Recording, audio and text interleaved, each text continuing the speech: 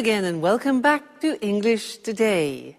This is DVD 20 and the third DVD of your advanced level. And in this DVD, we'll start with another 2 episodes of our story, That's Life. And then in our special TV programs, there'll be a discussion about how to manage change, known as change management. Then we'll move on to cinema and take a closer look at Star Wars. Then, in the grammar section, we'll look at ways of expressing your opinions in English. Then we'll study the construction used to, which we use when we're talking about habits. All right? So, have fun.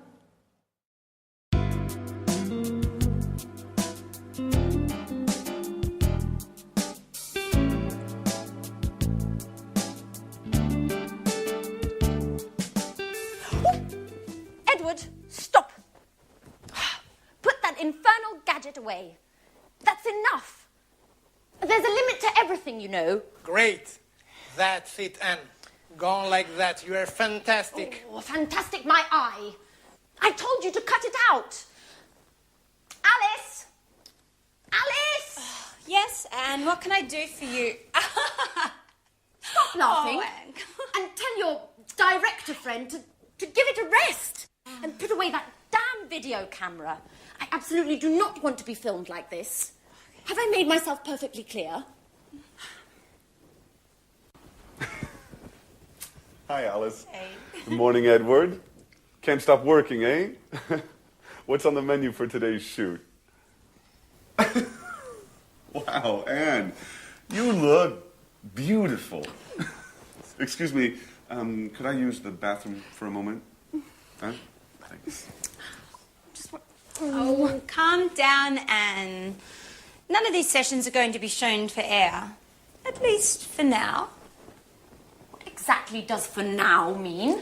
Well, once all the material's been put in place, cut and edited, Edward's planning on showing it to a producer. If it's accepted, the idea is to go for our own TV program. Isn't that a great idea? What? Yeah. Producer? Television? Mm-hmm. Let me in, Jack. Let me in. No, let me in. Oh, oh, oh, let me in. Oh.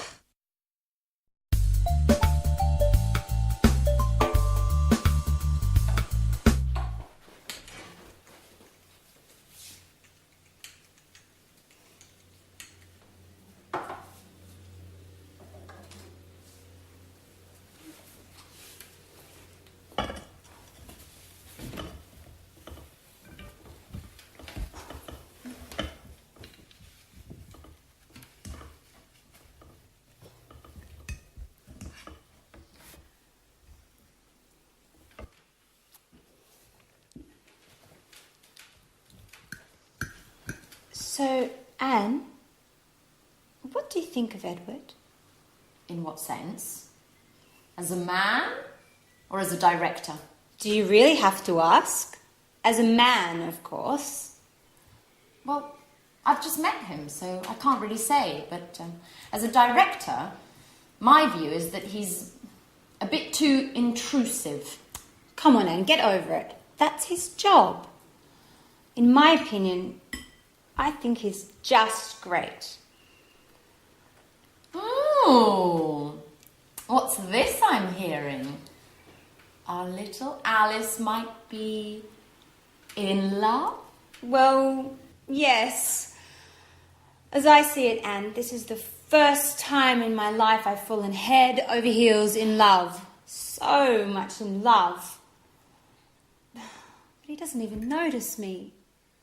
You know, we share so many common interests and we see things in the same way. We can talk for hours on end, but it just ends there.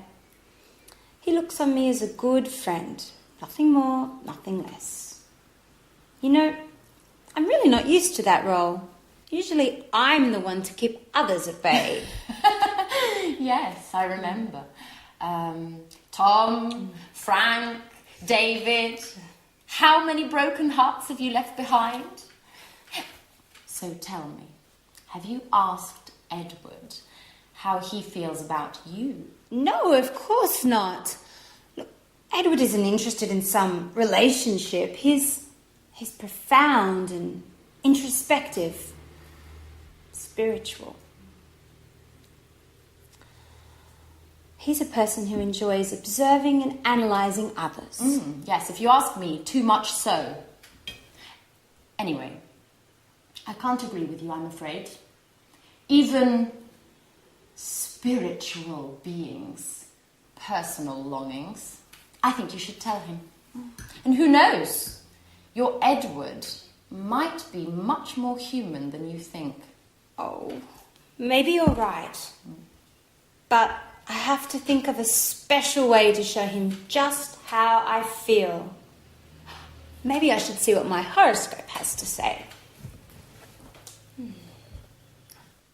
Yes, I've just had a brilliant idea.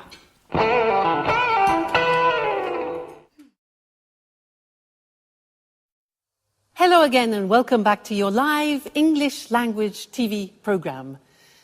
Did you hear in that episode how the girls were talking about their love problems? They were exchanging opinions about their love problems. Well, that's what I want to study with you now, is how do you express your opinion in English and how do you ask other people for their opinion? Now, to do this, I want to talk about an article which I read yesterday, in fact, in this magazine about women. And the article made some statements, and I want to ask you what your opinion is about the statements that I read, and I will tell you mine, all right? Well, I read this. Women are less rational than men. Women are less rational than men. What do you think about that? Yeah, well, I can go along with that. I agree in a way women are more emotional and more instinctive, yeah? Do you agree? Next thing. Other thing they said is women are less intelligent than men.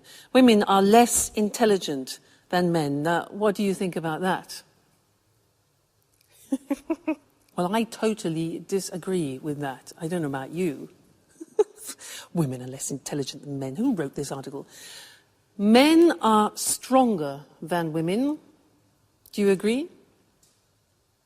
Well, yeah, I mean, physically, men usually are stronger than women. Maybe emotionally and morally, we could debate the fact. Yeah? Maybe? Okay. Next one. Men make better leaders than women. Do you agree with that? Yeah, up to a point. I mean, most of the leaders in this world are men. But maybe it's because women haven't had enough chance to be leaders yet.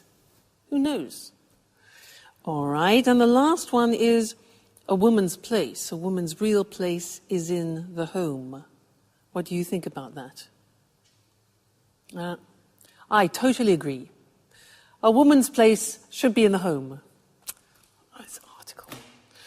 Let's move to language. Maybe it's better. Let's talk about the language we use when we give opinions. And let's use the screen. So, asking for somebody's opinion, how can you do that? Well, you can say, what do you think about that? What do you think about that? Simple question. Or, what's your opinion? We can also ask, what do you feel about that, which is more related to emotions rather than to the intellect. So, what do you feel about that? Or, what are your thoughts? What are your views about that? All right, so those are all ways of asking for somebody's opinion. When you want to give your opinion, you can say, I think, I feel, in my opinion, we should. My view is that we should, my view. Or as I see it, I think we should. All right, so that's giving opinions. Now, often you want to talk about agreement. Now, how do you ask a person for agreement? We don't say, "Are you agree?" Many languages translate that wrongly. It's not "are you agree," but "do you agree with me?" All right? Do you agree? Be careful. Do you agree? Another alternative is, do you go along? Go along means have the same opinion. Do you go along with that? All right? Now, imagine that you want to agree totally with someone. Do you agree with that? Exactly. You can say, "I totally agree with you. I completely agree with you." You can say, "Yeah, I go along with that. I agree with that." You can also say, "That's right, exactly," or "absolutely." Those are all ways of agreeing totally. Now imagine that you agree sort of, you agree partially. The language here is, "Yeah, that's a good point, but I agree with you up to a point. I agree with you up to a point." So that's partial agreement, but not total agreement, all right? Now, disagreement. To be polite, you can say, "I can't agree with you, I'm afraid." If you say, "I don't agree with you," that's quite aggressive. So it's better to say, "I can't agree with you, I'm afraid," for example, if you're in a meeting. But if you want to be aggressive, you can say, "I totally disagree with you." All right, so that's an aggressive disagreement. And you could also say, "Oh, come on. Come on." All right? So there we looked at exchanging opinions, giving opinions, asking for opinions, and then talking about agreement, agreeing totally, partially, and disagreeing. I'm sure you'll find that very useful because it's what we do every day. All right? So happy practicing and see you in the next lesson. Bye.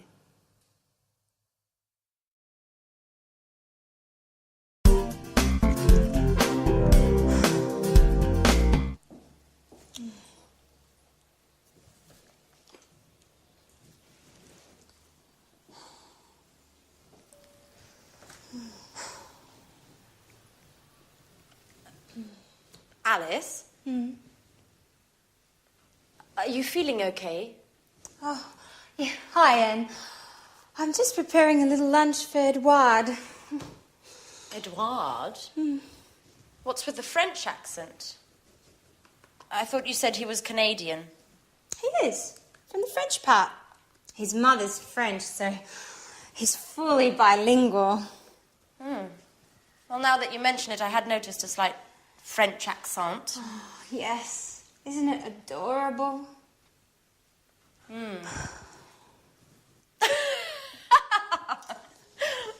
Well, I must say, love does work wonders. I'm not at all used to seeing you as a housewife. Well, to tell you the truth, I haven't got used to it yet. You know, I just hope I got the recipe right. You know, I followed the instructions to the letter.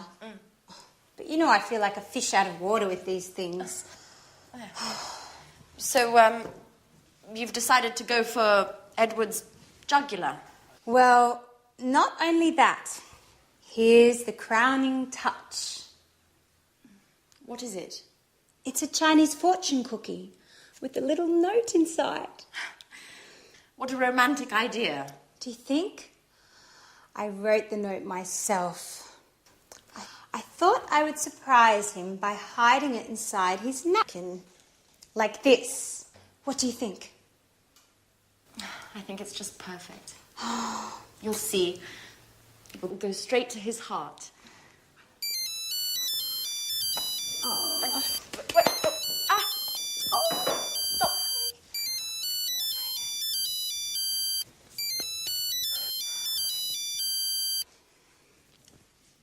Hello?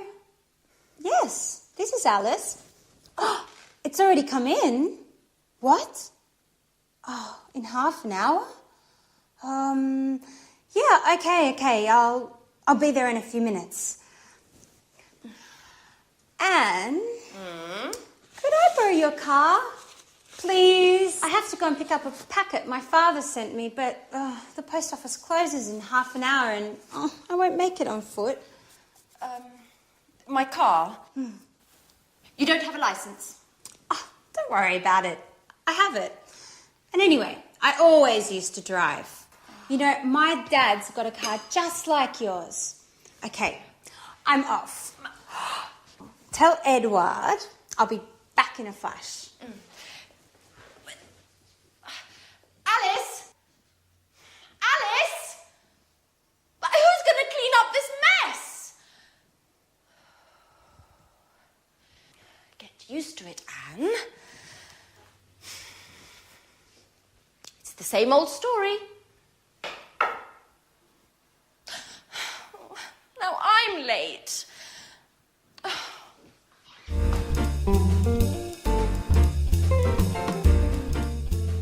Oh, I can't believe I always get myself into these situations. I'm late, and here I am helping Alice with her grand plan. I am. Oh, hello. Oh, that smells great.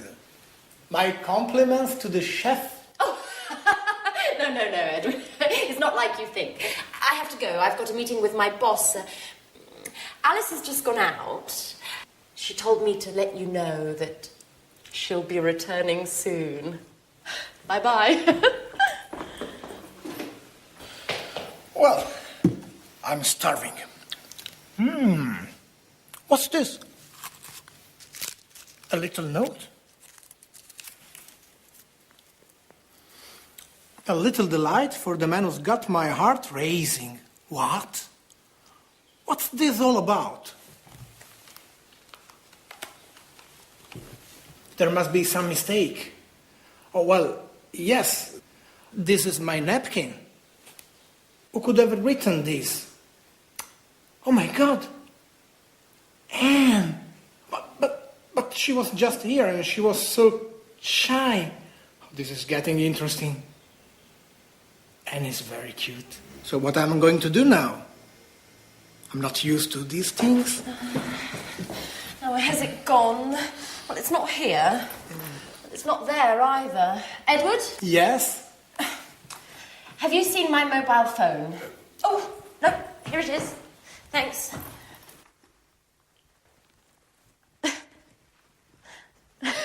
Pardon me. Why are you eyeing me like that? Nothing. Well, all right. I've got to run. Bye-bye. She's acting like nothing is happening at all. This is getting very interesting.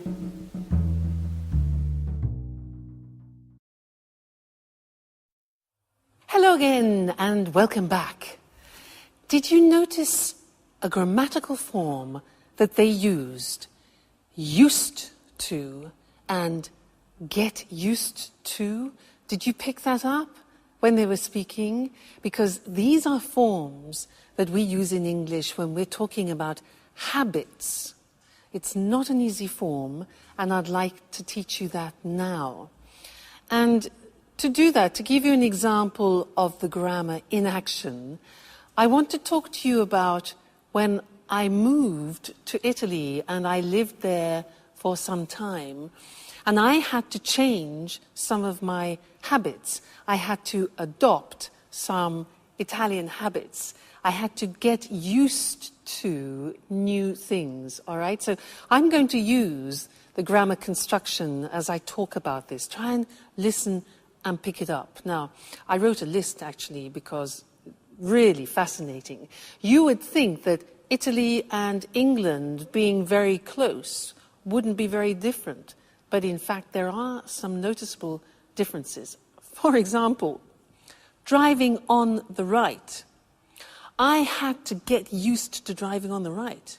In England, we drive on the left. So you can imagine it's a question of life and death. So the first thing was I had to get used to driving on the right. You hear that?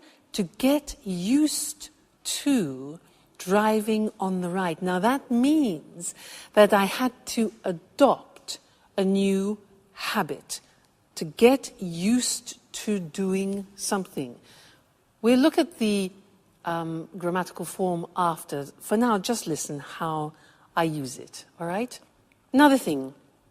Oh yeah, Italian driving. I had to get used to Italian driving. Red lights are not really red lights. Red lights, traffic lights, are negotiable. And I had to get used to being very flexible driving on the roads in Italy, I can assure you. Now, speaking Italian. Now, when you speak Italian, you divide the world into masculine and feminine. And you know that in the English language, we don't have masculine and feminine. For table is neutral, whereas in Italian, it can be masculine or feminine. For example, a computer is masculine. So I had to get used to dividing my world into objects which are masculine and feminine, which for an English person is really quite a challenge. So another thing was rolling my R. In English, we don't say R. It doesn't exist. But in Italian, for example, if you want to say red, you have to say rosso. R. It took me 1 year to learn R.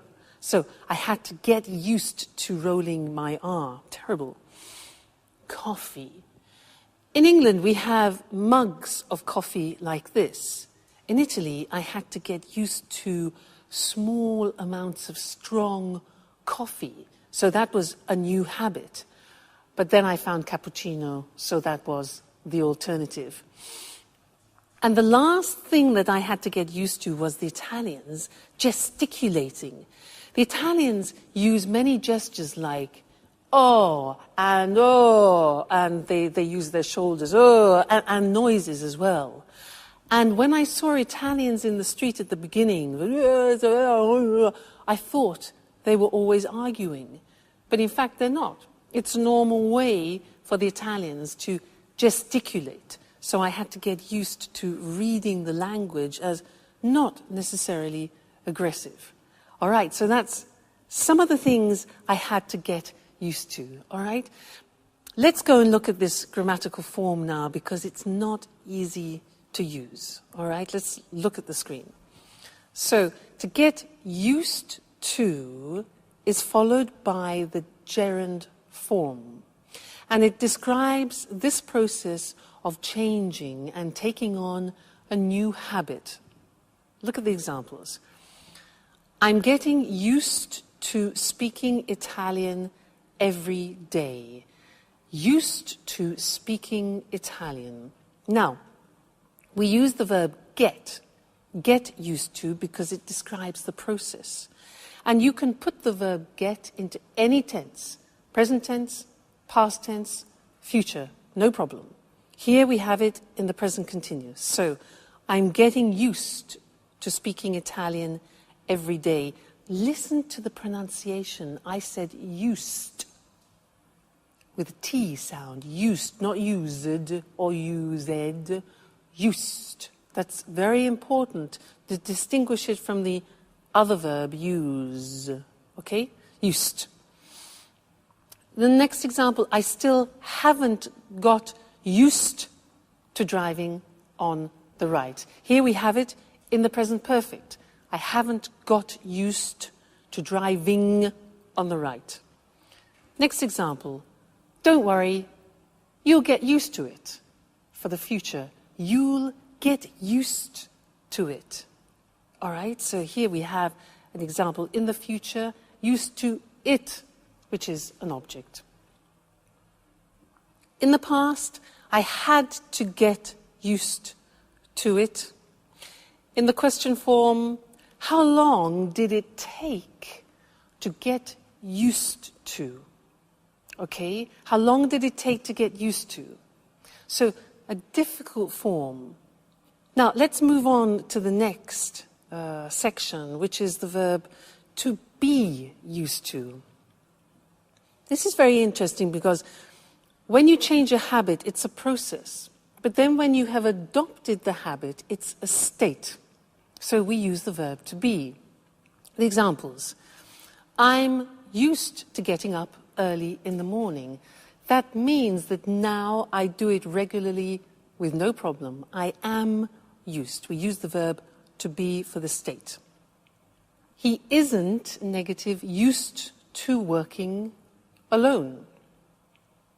In the past, I wasn't used to driving on the right. So here we have a state of a new habit using the verb to be. To get used to do something is adapting a new habit. It's the process.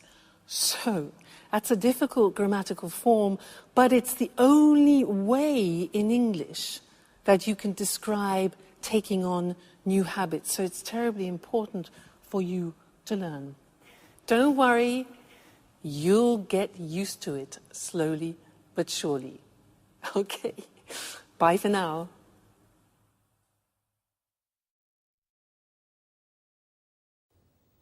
Hello, and welcome to this week's edition of Let's Talk, our evening discussion program with our commentators, Tom and Marie. Good evening, everyone. Good evening. According to a recent report from the EU on the economies of the Eurozone, many companies are going through a difficult period. Senior managers are realizing that business as usual is no longer possible.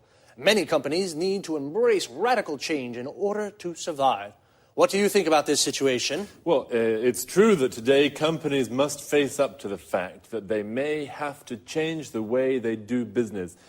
New technology is making this change necessary, and new competition can result in a company having to completely rethink its business plan. I agree. Another example is when a company decides to enter a new market and becomes very successful. This success can require changes to the way the company does things. All these situations result in changes being needed to the way a company operates. It's not easy to make changes to the way a company operates and the way people work. How can a company do this successfully? Well, there's been a lot of research on this topic. It's called the change management process. I see. So what are the elements of a successful change management process? Where do you start? Well, it's important to analyze the situation carefully before embarking on a process of change. A good analyst will identify the key areas of a company's operations that need to be changed. Then an effective change strategy needs to be drawn up. This says exactly what needs to be changed. That's right. Input to the strategy can come from the management team or an external consultant. In addition, all the company's workers should be asked for ideas. Sorry, I don't quite follow that. Do you mean that the workers in a company should be able to decide what changes are made? No, that's not what I mean. Everyone in the company should be canvassed for suggestions on changes that could be made to the company. This enables employees to buy into the change process. They feel included and are more likely to implement the changes once they've been decided. Okay, I see. It's clear now. So, lots of people input into the change strategy. And what happens next? Well, now the strategy has to be implemented. It has to be put into action. This can be the most difficult stage of the change management process. Staff need to be told about the changes, and some may need training on new ways of doing things.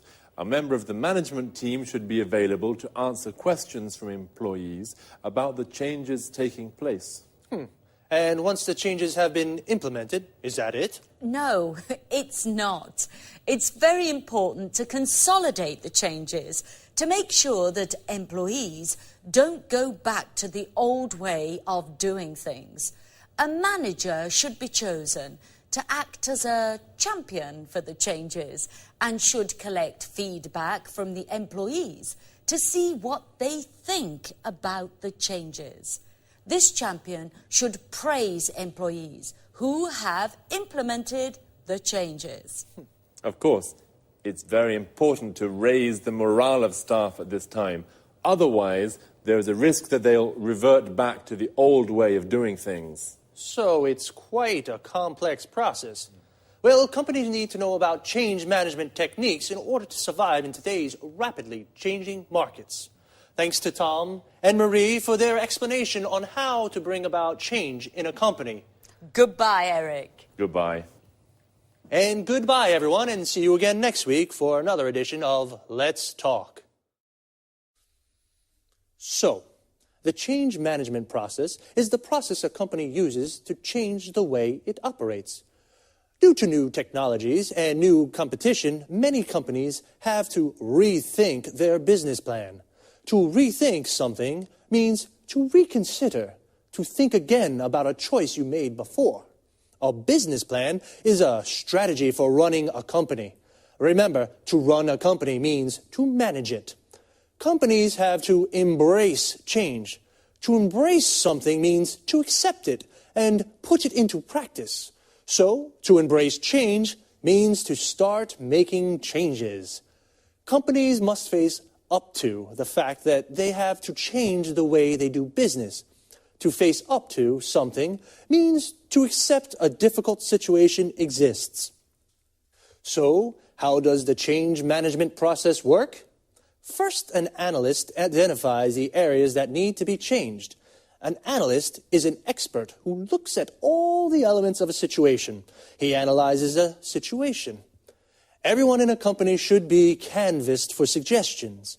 To canvass means to ask people for their opinions. This enables employees, the people who work in the company, to buy into the changes.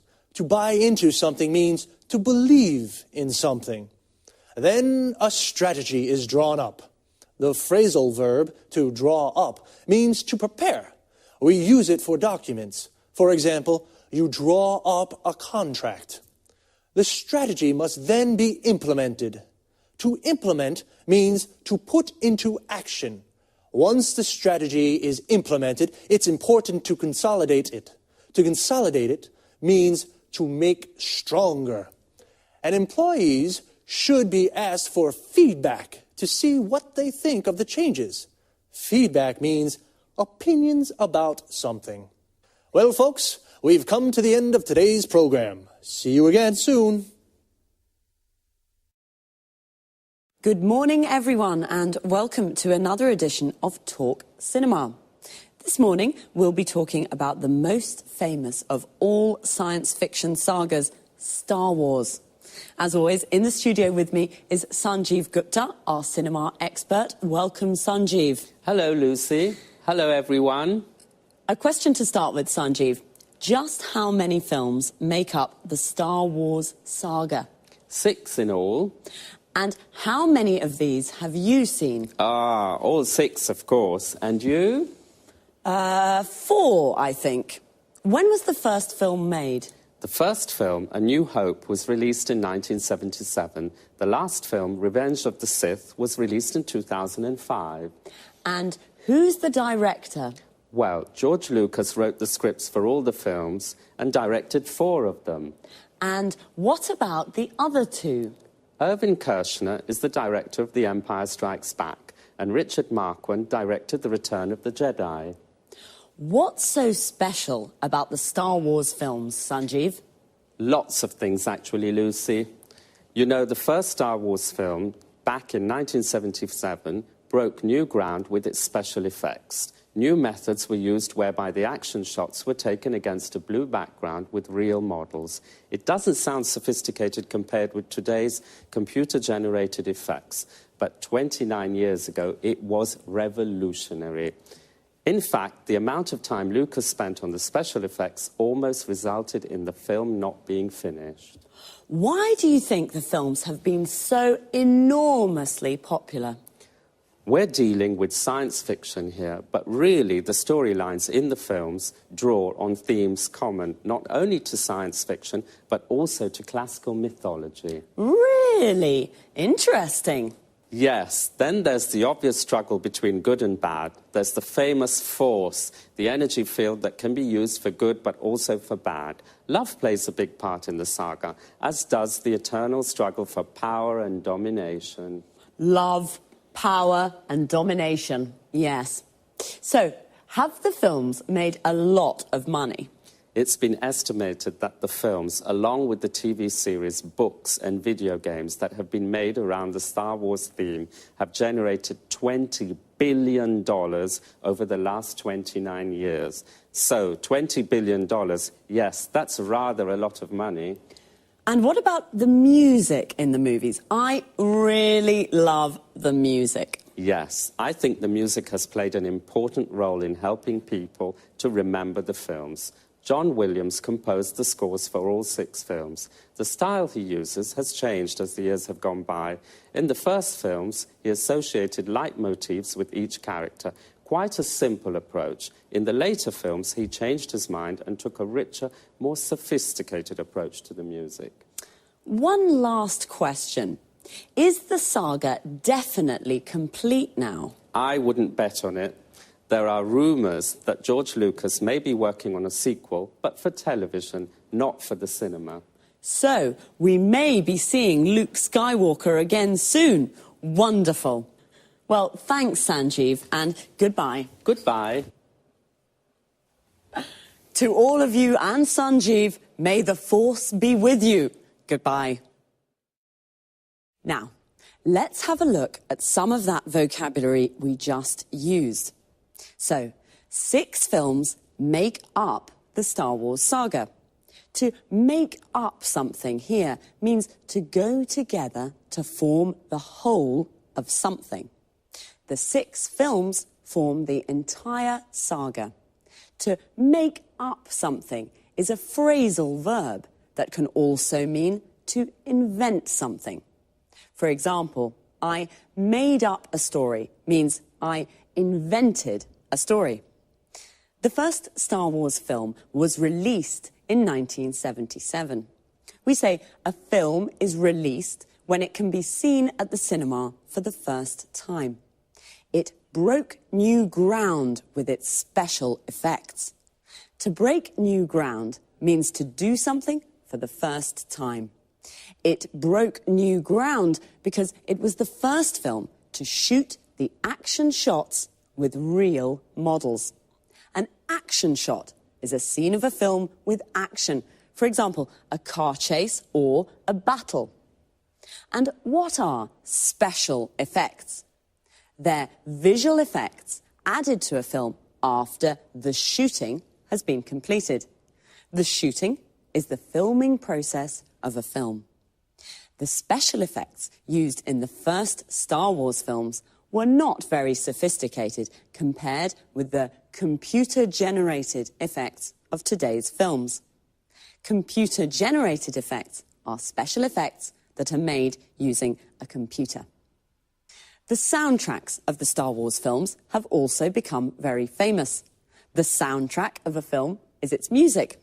In the first films, John Williams, the composer of the soundtracks, associated leitmotifs with each character. A leitmotif is a reoccurring musical or visual theme associated with a particular character, situation, or emotion. Well, we have, as usual, run out of time, so goodbye for now.